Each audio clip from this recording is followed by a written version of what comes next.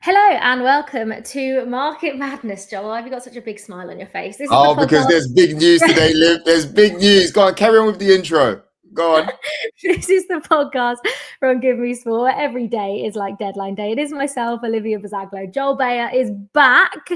So too is GiveMeSport senior football correspondent Ben Jacobs as well. Go on, Joel, off you go. Ben, how are you, Ben? You okay? Everything is good. How are you? How was the wedding? Saw a lovely little video. It was great, mate. It was great. But forget about marriage and union. There's going to be big news on this show today. That's all I know. I just want to start off by saying that the transfer window is closed on the 1st of September for most teams in Europe, but there's still business to be done in the Saudi Pro Leagues and Turkey. But we want to say thank you because during the transfer deadline show, there was more than 1 million of you guys who joined. 1 million. Ben, could you believe it when you saw those numbers? No, unbelievable. I mean, testament to our hard work, Fabrizio Romano, and the fact that everyone loves a bit of transfer news. And that is why Market Madness tries to make every day like deadline day, which means we need 1 million of you for every single show. I have to say, you're playing yourself down a little bit. You're talking about just Romano. Mate, you did some brilliant work that day. Honestly, I was so proud of you. I was proud to call you a journalistic friend. Thank you, my friend. That's very kind of you. Like I say, it's the footballers, not the journalists, that should be the story. But it's always good when we can break a story or two. And there were certainly some throughout the window. Actually, I'm going to be speaking to Fabrizio Romano later, and I'm going to be getting his best signings, his underrated signings, and who has won the window, if you can actually win a window. But keen to hear in the chat what a lot of other people think. Grade your team. Let us know how you think different sides did in the window and which signings, other than the obvious like Alexander Isak, stand out. What do you reckon, Liv? Chelsea, best signing? Oh, best signing, João Pedro has to be, I think.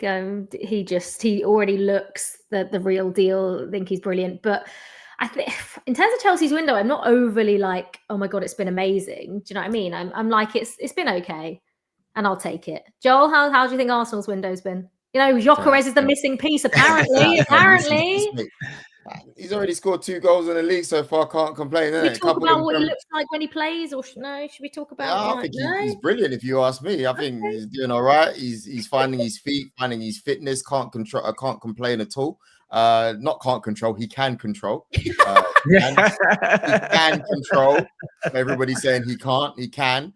But I also want to say it's been a dramatic week for Tottenham and Nottingham Forest, with boardroom departures, takeovers. Ange is back in the Premier League just 3 months after leaving Spurs, and he will be in the dugout at the Nottingham Forest City ground. And we've got GiveMeSport's Paul Gilmour, who will join us to discuss that. Live. Yes, do leave your questions for Paul as well, wherever you are watching. We're currently live on Facebook, YouTube, and X. And if you're listening back in the future, then do make sure you're following us at GiveMeSport, so you can see when the live shows are taking place and you can get all the news as it happens. For more information on any of the stories discussed today, you can head over to GiveMeSport's website and make sure you're following us across socials, where you can also get your questions and comments into us live on the show. Right, let's get into it, shall we? This is Market Madness from GiveMeSport.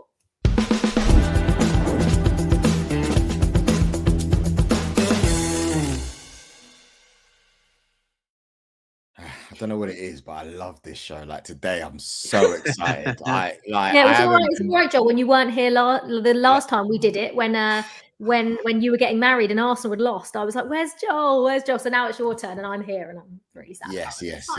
Before we do anything, though, Liv, we have some significant breaking news, I must say, in the last hour, and I've been waiting for this since we've been talking in our WhatsApp group chat green room, right? That involves Chelsea Football Club. Ben, can you talk to us about the breaking news within the last 24 hours, including the 74 charges, please? Yeah, this is a complicated one, and I'll try and boil it down. So Chelsea have been charged with 74 breaches by the Football Association relating to agent regulation rules. Now, these charges took place between 2009 and summer 2022, so all under Roman Abramovich, and most of them are between 2010 and 2016. Now, Chelsea's current ownership, Clearlake Bowley, reported these charges during their due diligence. So before they even signed the paperwork to take over the club. They realized that there were discrepancies and they alerted UEFA, and a settlement's already been agreed. The Premier League, an investigation is ongoing, and the FA. And the FA today have said that Chelsea have got until September the 19th to answer. Now, Chelsea have issued a statement that says they're engaged with the FA and that the club's ownership completed its purchase on the 30th of May 2022.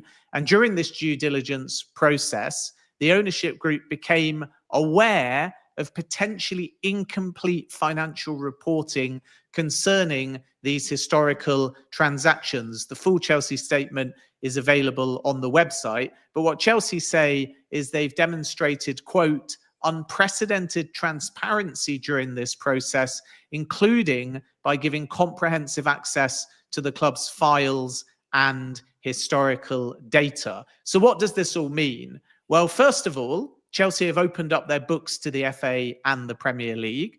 Secondly, the charges relate to agent payments not being correctly reported on the books, which obviously can have a beneficial financial reflection. So off-book payments, including for the signings of Eden Hazard, Samuel Eto'o and Willian, according to sources that I've spoken to this morning. Chelsea have then hired one of the big accountancy firms to analyze these breaches. And in doing so, they believe they've got data that shows there is no sporting advantage gained. And that is important because if there's no sporting advantage, there is less likely to be a sporting sanction. But the FA and maybe an independent panel, depending on next steps, will have to decide that too. So punishments in theory can range from a fine, a settlement, a sporting sanction, points deduction as part of that, and even a transfer ban as well. And now we have to wait and see how Chelsea responds. And the other factor in all of this is the severity of any potential punishment is likely to be diminished due to the fact that Chelsea's new ownership have cooperated, and these charges relate to a time when Roman Abramovich was still in charge. Sorry, it's not funny. It's actually really not funny at all, but I just don't know. I don't really know. I know you're still finding out news and it's developing work so far, Ben, but so if it's not sporting sanctions, then does this mean that they might get off a little bit lighter than if it was sporting sanctions? Well, I think we don't know if it's a sporting sanction or not. What's clear is Chelsea's perspective is that they've cooperated, they've been transparent, and they believe, having analysed the breaches using a top accountancy firm, there is no sporting advantage. So if it gets to the point where the FA or the Premier League say, we think a sporting sanction is necessary, that's when Chelsea sources intimate they would have pushback on that. But right now, all we know is Chelsea must answer by the 19th. It's obvious they're not just going to say not guilty because they're the ones that actually alerted the breaches in the first place. So Chelsea will hope they can work collaboratively with the FA and the Premier League and avoid a sporting sanction. But it is one of several potential punishments. And that's the next step. Are the FA going to argue they believe there is a sporting sanction? Chelsea do not think that is the case. So if it's a sporting sanction, you'd be looking at one extreme, points deduction, transfer ban being possibilities within that. The other option is, of course, no punishment or just a fine. And then somewhere in the middle might be the parties continue to work collaboratively, as Chelsea did with the UEFA, and come to some kind of settlement in the coming weeks or coming months. I'm going to have to really muller over this one, and we're going to have to talk offline as further developments come to light. Okay, we're going to get back to the Chelsea news and every other news that we have so far in transfers, but I think I have to move it on to the man in the know, the one and only Mr. Fabrizio Romano. There's a chat that you're going to have with him, Ben. Please, let's get to it.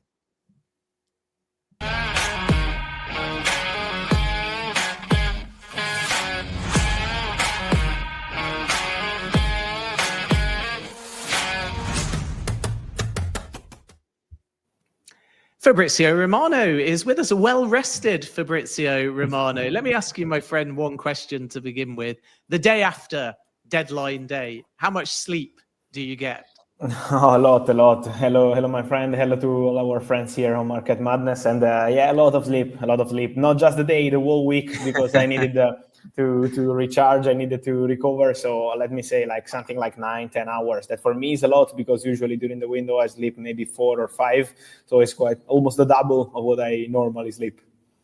Yeah, of course, for some of us, we look at September the 1st as the deadline day because that was the British deadline day in many European countries, but other deadlines remaining open. Turkey in particular has thrown up a very interesting story, and one that you broke. Andre Onana leaving Manchester United, only on a loan. Was that a surprise? Was surprising in terms of decision, because at the end of the day, if Onana maybe wanted to go to other clubs early in the window, he had the possibility to, and maybe to stay in Europe, to go maybe, I don't know, to Italy, to Spain, or this kind of opportunities, maybe even Premier League. But he always wanted to stay. He always wanted to compete. Then when Senne Lammens arrived at Manchester United, the feeling internally at the club was that for everyone, for Andre Onana, because he was not going to start, but also to keep Senne Lammens without any extra pressure, and also for the manager, for everyone, the best solution was to part ways with Onana and to find a last-minute solution on the market. So I was surprised just because Onana always wanted to compete at Manchester United, but then not having European football, not having the League Cup, staying on the bench for the next 6 months didn't make any sense for him. And this is why they decided to go with this emergency solution. He's a loan, as you mentioned, no buy option, no loan fee. He will go there for 1 season and then back to Man United in June 2026. So I understand this solution, but if you ask me maybe 3-4 weeks ago, the idea of Andre Onana was to stay at Man United.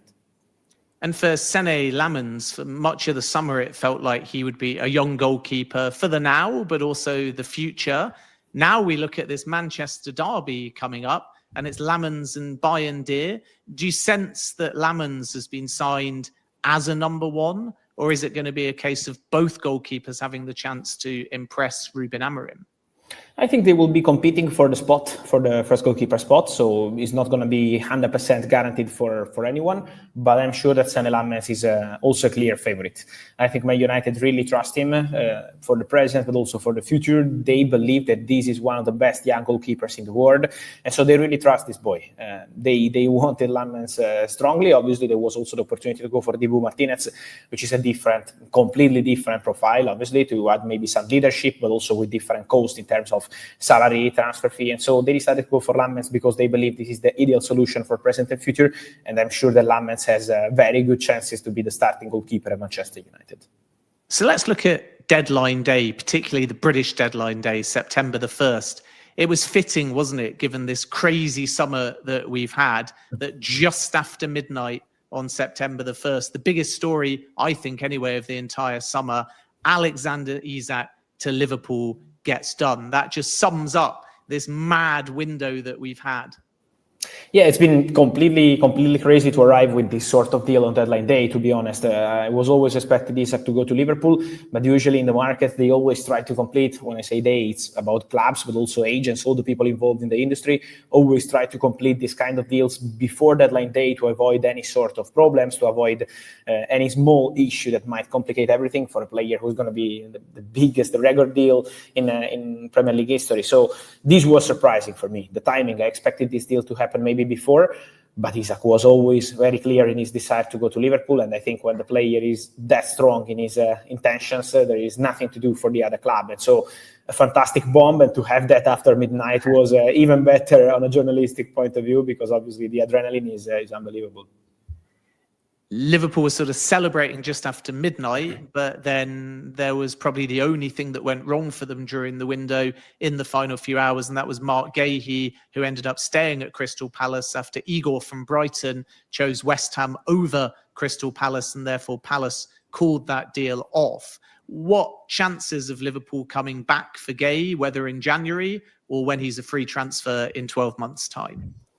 Look, I think there is a concrete chance to see Liverpool returning for Marghi because they really trust the player. They believe this was a perfect opportunity. As you mentioned, he did the medical. He was ready to complete his move to Liverpool. So also Liverpool are kind of club that always try to sign the players they have on their short list. So if Gehi was top of their short list this summer, I'm sure they will be back for him in the near future. For January, at the moment, the idea of the club is not to go for Gehi, not to negotiate with Palace anymore. Then, obviously, still September, maybe there could be injuries or any other problem, and they decided to change their mind about Gehi for the January window. But at the moment, the intention is to be in the competition to sign him for the summer as a free agent. I mean, I say competition because from what I'm told, several clubs will enter the race to try sign Marghi. Clubs from England, clubs from Italy, clubs from Spain, clubs from Germany. So it's going to be a big fight for Gehi, but I'm sure that Liverpool will be there. If we talk about surprises, either just before deadline day or on that September the 1st deadline day, to me, Xavi Simons leaps out. It was Chelsea for much of the window and ended up being Tottenham. Piero Incapié was a very interesting story to Arsenal. Rando Kolo Muani to Tottenham as well. What were some of the surprise stories that you covered either on deadline day or just before it? I think the two Tottenham stories for me were really, really funny and good to cover because Xavi Simons was in the middle of the night when the deal had this big change and the player decided to say yes to Tottenham and to complete his move. And so when it's during the night, for me, it's always exciting because it's something that doesn't happen that often anymore in the market. And so that one was a great story. Also, as you mentioned, Chelsea have been in control of this deal for a long time. Then they decided for different plans, and so to see Tottenham signing the player was quite surprising. And then Randal Kolo Muani, because he's another one that started to happen late night. Imagine that Juventus and Paris Saint-Germain were in negotiations around midnight on September the 1st, and then everything collapsed in the following hours. And so Tottenham had the opportunity to go for Kolo Muani. So this is always fascinating to me when you have this kind of crazy deals happening overnight, and I love that one.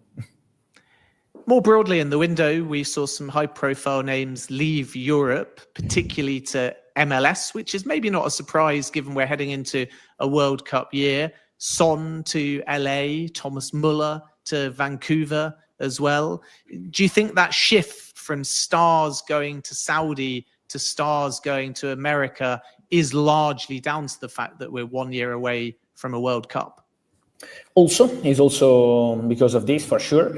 Then there are some players that maybe believe that the opportunity to be there, to be in the US for personal life is also very good, and also the level of the MLS is improving. So I'm sure there are several reasons, but I'm not surprised, to be honest. I think this will continue, and it's going to be Saudi, MLS, both opportunities for players will be still good in the near future. I was, for example, also surprised in a positive way to hear from Angelo Stiller from Stuttgart, who is a player who is at the highest level in Europe. I'm sure he's going to be joining one of the best clubs in the next years. And he said that he's already thinking about the possibility of playing in MLS one day, and he's very young. So I think the culture of the transfers to MLS is completely changing in the recent years. And I think this is very good news for the league and for the movement. Let's talk about Saudi Arabia. We saw some high-profile outgoings, which would suggest that players can go there and then leave for more than they were signed for, but maybe not as many stars. Do you think some of the names that didn't go to Saudi Arabia, such as Bruno Fernandes, have still left the door open for summer 2026? I think they didn't close the door. I think they said no for this summer. As you mentioned, Bruno. Also, other players had the opportunity to go to Saudi but wanted to continue in Europe. Maybe some of them were scared because of the World Cup season, maybe to lose their spot in the national team, because some coaches of the national teams are not so happy when the players move to Saudi, and maybe they don't have the opportunity to check on them as they do usually in the top European leagues. So this was probably one of the reasons. For example, also Dibu Martinez had the opportunity to go to Saudi but didn't want to move because of this reason. We mentioned about Bruno. So for the present, this was the reason. Let's see after the World Cup, because I think they might keep the door open. Let's see with Bruno. At the moment, Bruno is fully focused on Man United, but I'm sure that from Saudi they will return, because it's been already 3 years from Saudi Arabia trying to get Bruno. So I'm sure they will be back. Let's see what Bruno will decide to do. And just finally, a word on Turkey. We started with Onana, but several other high-profile signings moving over there. Victor Osimhen, we mustn't forget, it feels like ages away, was a fascinating saga all window. It looked like being Saudi Arabia. He went back to Galatasaray. John Duran left Saudi Arabia for Fenerbahce, who had a fantastic window. Do you think that Turkey have really made a big impact and statement in this summer window? Well, a fantastic summer for them. As you mentioned some of the big names, but also in terms of financial investment, it's been massive to sign players like Osimhen, but also I always think about Singo, for example, going for 30 million to Galatasaray, a really important player in France. And then, as you mentioned, Fenerbahce with many important movements. So it's been a really important window for Turkish football. They really tried to do something more in the recent days. For example, Besiktas tried to call for Leandro Trossard. They tried for Jadon Sancho even before he joined Aston Villa. So there is always this ambition, and really congrats, because I wasn't expecting, for example, Galatasaray being able to keep a player like Victor Osimhen. Maybe if you ask me around January, February, or March, the expectation was for Osimhen maybe to go to Saudi or maybe to return to European top league like maybe Premier League. But then Galatasaray have been very convincing and very powerful financially to get this deal done on club and player side. So congrats to them, because I think they are opening new doors to their future with this kind of signings for sure. And we'll finish off with just a quick fire round. You can answer in a word or a sentence. Your favorite exclusive throughout the entire summer? And I know there's thousands to choose from. Look, I will say one of the first ones, because I love this player. And for me, it was really special because I arrived out of nowhere. Luka Modric to AC Milan. Who do you think overall had the best window? Arsenal. I think Arsenal did a fantastic job. Which younger signing or lesser known player do you think we should be looking out for? Good question. There are so many. So it's not easy. I will not mention one of these that young, and it's not a surprise, but he's one of my favorite players, and he's still young, so he's not old. And it's João Pedro. I think Chelsea with João Pedro hit the jackpot. This player is special, absolutely special. And then finally, whether January or next summer, a player that we should be looking out for that's likely to move in the market. For sure, Marguehi. I think Marguehi is going to be a crazy battle. Really get ready, because it's going to be a battle between many top clubs. Liverpool will be there. The player has the opportunity to decide whatever he wants. So I think the Marguehi story will make us crazy in the upcoming months. Top stuff, Fabrizio. As ever, congratulations on an outstanding summer. You work so hard. You constantly keep us up to date across every single market in all the corners of the earth. So congratulations again. Top summer, top guy. We'll speak to you next month. Thank you, Ben. I will see you soon. Thank you, guys. Ciao. Ciao.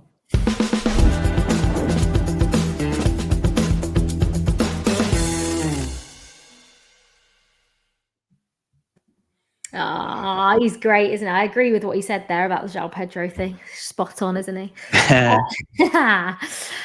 We have to move swiftly on. We've heard from Fabrizio Romano, and it's time to hear from another big dog. It may be international break, but the Premier League news just keeps on coming, because after 25 years, Daniel Levy has gone at Spurs. The club's owners insist, though, they're not for sale. And within hours of announcing Nuno Espirito Santo had left Nottingham Forest, former Spurs head coach Ange Postecoglou was appointed as their new boss. GiveMeSport's Paul Gilmour, he was the big dog I was referring to. A man who knows both Ange and Spurs very well. So the best person to talk to. And Paul, just first of all, I mean, Daniel Levy leaving, it caught everyone by surprise. Did it catch you by surprise as well?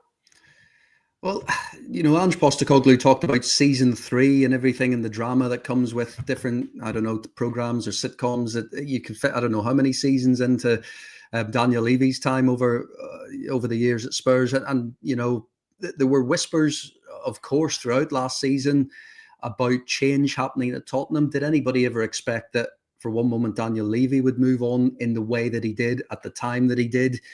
Probably not. Maybe there were a few signs there looking back, and some of his most trusted people within the club, announcements that they were moving on and things like that. But ultimately, he was still involved in the transfer business right the way through to the end of the window, and I guess the longevity that he had there it does come as a massive surprise. In terms of legacy, he'll leave obviously a mixed legacy. A lot of supporters will be critical of what was achieved on the pitch. Of course, the trophy coming right at the end of the season, but no doubting his impact off the pitch when it comes to building facilities and the stadium and the training ground and I guess the utilization of the running of a stadium and all of the things that go with that. That was very much a new benchmark in football, and it has left Tottenham in a really strong position off the pitch. Can they match that up with on the field success? And I guess that's what all of this is about. But yeah, massive surprise to see Daniel Levy move on. So Paul, I suppose, what does Spurs without Daniel Levy look like? Sort of all I've ever known is Spurs under Daniel Levy. And how are Spurs fans? Do you think Spurs fans will be happy with it? Do you think they'll be a bit sad? How do you think the whole thing is going to look? Yeah, I think most football supporters want their team to have success. They want them to win trophies, and so with that in mind, I think that we've seen the reaction, we've heard the reaction over the last week or so, and a lot of people are happy that there is a complete change. Ultimately, it's still the same owners. It's still the owners that backed Daniel Levy's way of working over many years. So I guess that's the really key point for me. And what happens next with the owners? They obviously have made it clear that they do want to focus a bit more on the on-field success, and they've made a couple of good additions, for that. In terms of in head coach Thomas Frank, you've got somebody there who is, seriously impressive when it comes to organising a team tactically and having an impact over a sustained period with a club like Brentford. Yes, it's a step up for him to come to Tottenham where there's that pressure to win, but that's what those supporters will demand. They will see the stadium and see the training facilities and the players they've had, and all of the improvements off the pitch. They'll be demanding that's matched on the pitch. So that's very much the key question for the current owners. They are looking to do things a little differently, and it is a massive change to have someone like Daniel Levy, who took so much control and formed this reputation for being, a really strong negotiator and tough in the business world. It's going to be a big change. So they're, by taking this step, they've firmly put the spotlight on them, and they're going to have to back up what they say they're going to do. I want to ask there, Paul, would you say that Spurs managed to save their summer transfer window in the final days with the good business that they did? Well, Joel, I think they still have a little bit of work to do, in the sense that they didn't get every position covered that they wanted to do, but ultimately the two signings, especially towards the end, and Simons and Muani, they're really eye-catching signings, aren't they? Because they are two exciting attacking players, and obviously both haven't played in the Premier League before, so we have to wait and see how they adapt. But I think that probably helps that feeling at the end of a window when you think, is it? Because I think without those two signings, there was probably going to be a little bit of criticism towards the transfer window that Tottenham had, whereas add those two in suddenly, and there at least is a level of excitement to see how they'll both get on and whether they can both make the necessary impact immediately, because it's been an okay start to the season. They've looked a much improved side, Tottenham, and obviously the defeat just before the international window hasn't helped. But apart from that, they've looked to have made a solid start. So I think it probably has. And I think, again, I mentioned before, Thomas Frank, and that signing, if you like, has been a good one, because I do believe that he will have them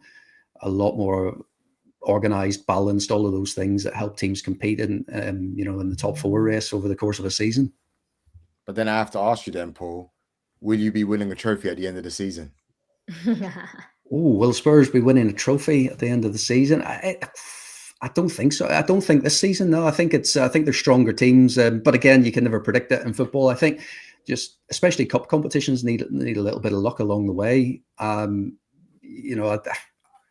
don't know. It's a difficult one to tell. I'm not convinced they have enough yet. Certainly to win the league. I think there's going to be Liverpool, Arsenal, Chelsea even ahead of them in the league, Man City. So it'll come down to the cups again, I guess. Champions League, it looks really difficult with some of the teams in that competition. So yeah, domestic cup is probably what they can aim for this season, I reckon. Paul, great to see you. Just a couple from me. The first on Tottenham. Is your sense that the younger generation of the Lewis family, Joe Lewis's daughter, Vivian, and son, Charlie, and grandson-in-law, Nick, are going to be the ones pushing this club forwards? In other words, as per the Tottenham statement, the club is not for sale? Or do you still think that in the coming 12 months or so, we may see some kind of external investment into Tottenham? I'd say never, Ben. You know, there's been a lot of talk for, I would say, probably a good year and a half now, that a few whispers within the football industry that Tottenham were looking to move this on and sell up. Enoch were looking to make the sales. Now, they've been really clear, as you've said, they've been really clear in their position this week that, you know, Tottenham Hotspur is not for sale. Does that mean that that position stays the same, you know, 6 months down the line, a year down the line? Well, no, it doesn't. It's we know there's interest. They've obviously been on record to say that they've rejected that takeover interest from two parties, including obviously Amanda Staveley, and obviously she sold her minority stake in Newcastle not that long ago. So there is interest there, and when there's interest, I think there's always that possibility, and it'll ultimately come down to, you know, what the terms and conditions are that you know, we talked about before. The facilities and the setup off the pitch, Tottenham Hotspur looked like one of the most valuable clubs around. That is a London location. Everything that, you know, goes into that club and has gone into that club off the pitch, it sets them up to be a really attractive takeover. But as things stand, yes, the family members of Joe Lewis that you mentioned, the new chief executive, Vinay Venkatesham, they're the ones that are going to be looking after this and running the show for the time being. How long that lasts, that remains to be seen. We'll have to see how it plays out. But certainly in the short term, they are going to be the ones making these decisions and trying to drive the club forward in a different way. What that different way looks like, that's the key for me. That's the question. What are they going to do differently from the Daniel Levy approach to actually compete with the likes of Liverpool, Manchester City, Arsenal, and Chelsea, and those other clubs that have been consistently at the top end of the Premier League or in the closing stages of the Champions League tournament over the years? What are they going to do to compete with them? And that's, they ultimately have to settle on an approach, and that's what we're going to see play out. Yeah, and of course, money doesn't only have to come from external investors via a takeover or strategic investment. It could come internally through the Lewis family, and there may be a deal commercially incoming too, finally, for those stadium naming rights. So that's Tottenham, Paul. Just to finish, let's have a quick word on Ange Postecoglou. It felt like the beginning of the end for Nuno Espirito Santo as soon as he did that press conference saying there was a broken relationship with the owner. Edu coming in seemingly has put a wedge between Marianakis and Nuno, resulting in fallouts and strategic mismatches. And in comes Ange Postecoglou, a very quick appointment, and by amazing fate, first game as an ex-Tottenham manager will be away at Arsenal, where we know he's going to get anything but a warm reception. How do you think Ange will fare, and how did this appointment come about? Well, it's interesting, isn't it? Because, you know, in the eyes of Nottingham Forest supporters, they felt that Nuno Espirito Santo was moving the club forward, and look, Nottingham Forest over the last year and a half have been a team that has done really well, and you know, there's been clear improvement in the side. So naturally, whenever a manager leaves at a time like that, there is a little bit of unrest, and you know, whether it's the right decision or not. For Ange Postecoglou,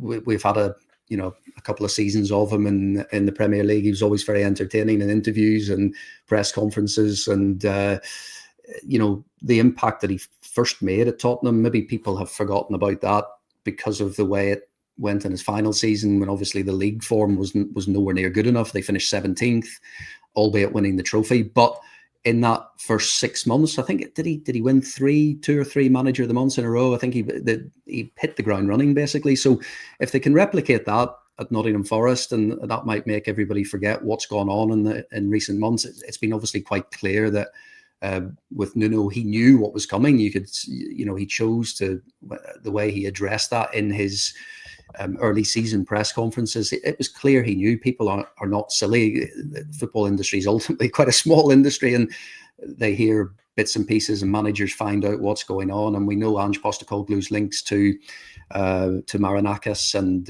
I think they met a couple of times at various events. I think it was the Greek Super League launch. There was an event around the Greek Super League that both were at that, and both photographed together. So these things, clearly there's been an admiration for Postecoglou for quite some time from Marinakis, and crucially, he wants Nottingham Forest at the next level. He wants Nottingham Forest to win things, and I think that's something that's not lost on Postecoglou, judging by the interview he gave to the in-house channels when he joined this week. In that, I think he knows that's what Marinakis wants. He wants a trophy. So Postecoglou has been brought in for his reputation to win trophies, whether that be with Celtic or before that in Australia and various other countries he's managed in, but also even in that Tottenham team that was faring so badly in the league. He won the European trophy at the end of last season. So I think that's what is expected. And Postecoglou is under no illusions that that's what he'll be tasked to do. Marinakis wants to see Nottingham Forest lift the trophy. Yeah, absolutely. I think it's going to be really interesting to see Ange at Forest. I'm looking forward to it because obviously I found it hilarious watching him at Spurs. So I wonder what he's going to be like with Milenkovic and Murillo and that high line. It's going to be really interesting to see if he changes the way he plays. They've all those Nottingham Forest players have come out of everyone's fantasy Premier League teams almost immediately. Paul, thanks so much. Always a pleasure. Thanks, guys. Have a good one. Cheers, Paul. Before we move on, I think we've got a little bit more breaking news.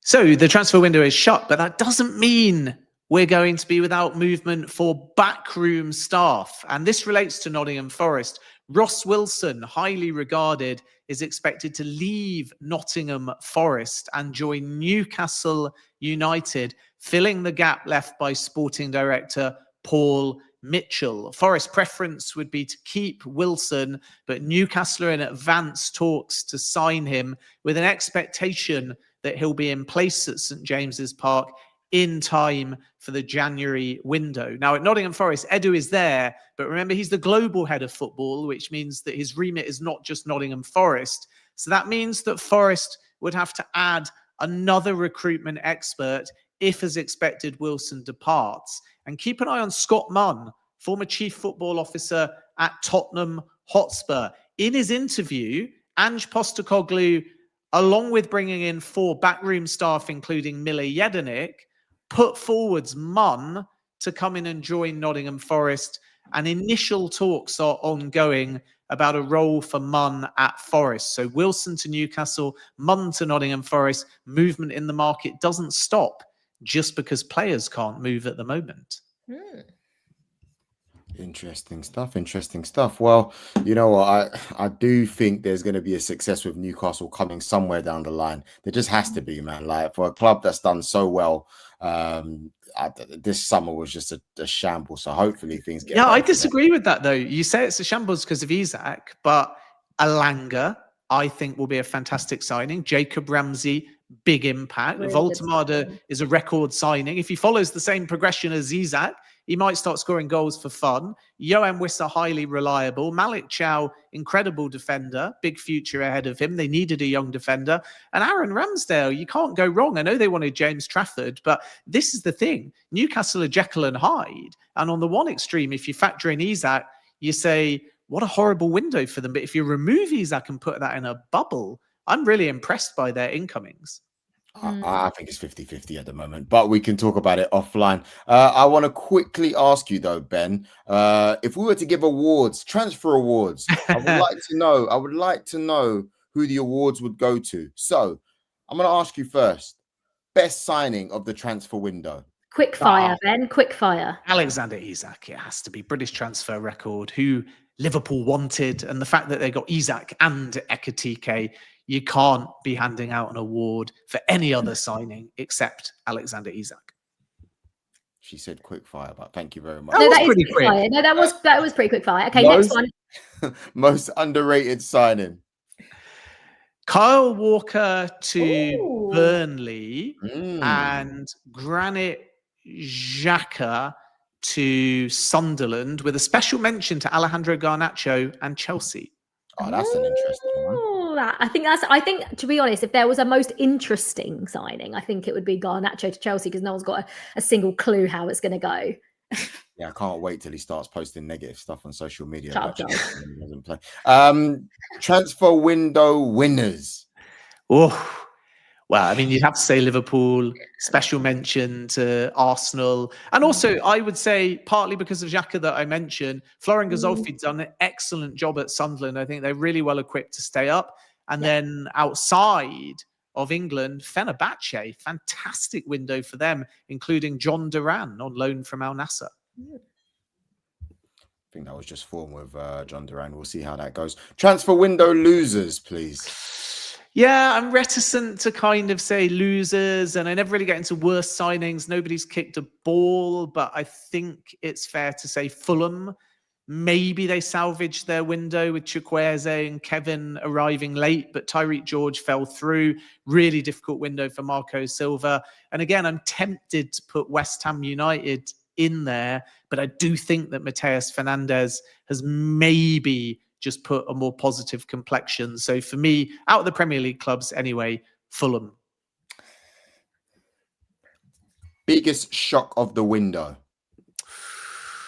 Biggest shock of the window.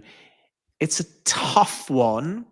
I would say Nuno leaving Nottingham Forest probably counts. That's not a shock. That's not a shock. Well, I think if you'd have had this conversation in June or July, we might have said that. Not really. They're the bust up on the pitch. Yeah, but I think, you qualify for the Europa League, and then it all sort of feels like you're going to stabilize, you're going to build, and then you change your manager. I think as well, Eze to Arsenal was one of the biggest shocks. It was a story that I broke in June. It all went cold. It looked like he was on his way to Spurs. And then obviously at the last minute, you get that injury to Kai Havertz, and suddenly Arsenal go, we're going to pull the trigger. It wasn't a shock he joined Arsenal, because everyone knew that he wanted the move, but it was a shock given how advanced Spurs were just hours before the Premier League season started, that then Havertz got injured and Arsenal completed the hijack. Brilliant stuff. Well, I guess that brings us to the end of this week's show. We'll be back in a couple of weeks' time with a special guest and all the latest transfer news, with insights and everything to talk when it comes to football in the January window as well. Until then, you can listen back on your podcast app of your choice. Just search for Market Madness. For more info on any of the stories we've discussed and much more, please head over to GiveMeSport.com, and we will be seeing you soon. Joel Beya, Ben Jacobs, Olivia Buzaglo, signing out. Peace. Bye.